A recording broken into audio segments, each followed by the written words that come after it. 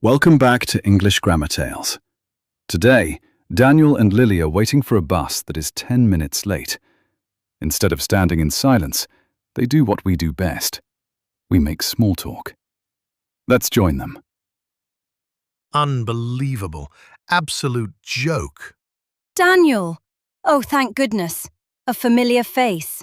How long have you been waiting? 5 minutes. You? Since 1:15. I've got a meeting at 2 and I'm cutting it very fine. Have you checked the app? 3 times. It keeps saying, due shortly. It said that 10 minutes ago. Due shortly. What does that even mean? Shortly by whose standards? Right, talk to me. Distract me. So, how are you? Fine, thanks. You? Not bad. Right. Yeah. See, that's the problem with small talk, isn't it? 3 years we've known each other, and that's the best we've got. It's like our brains switch off. I asked someone how they were once, and they actually told me. Knee surgery. 7 minutes. I missed my lunch break. That's awful.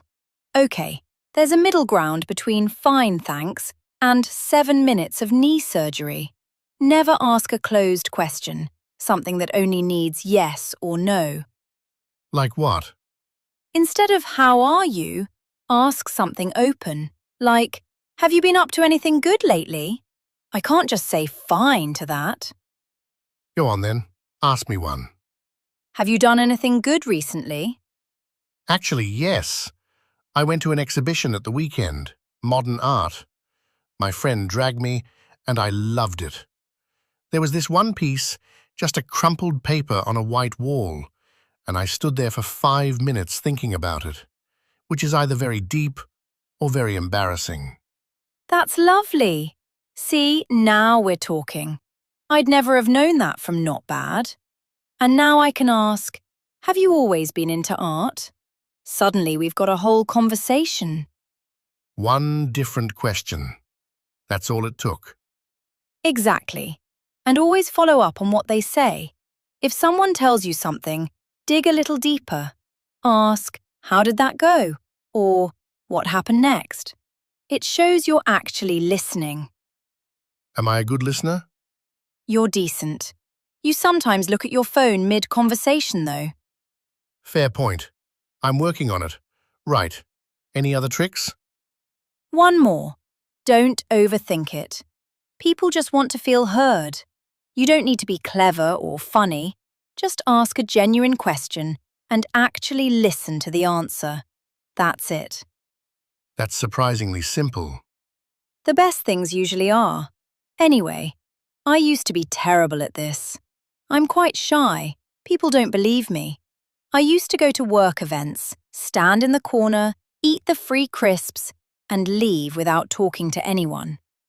The free crisps strategy, I know it well. Very reliable. Not great for your career. So I started keeping good questions ready. My favourite. What's the most interesting thing that's happened to you this week? People never expect it. They laugh first, then actually think. Has it ever not worked? Once.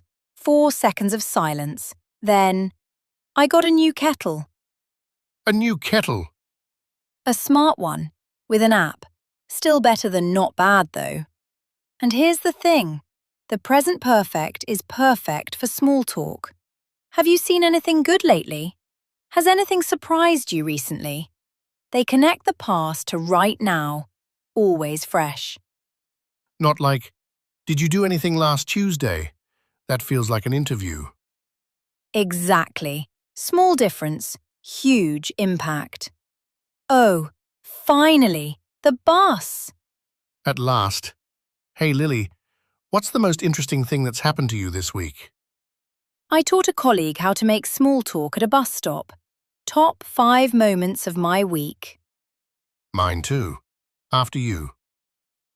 Today's lesson: open questions and the present perfect make brilliant small talk.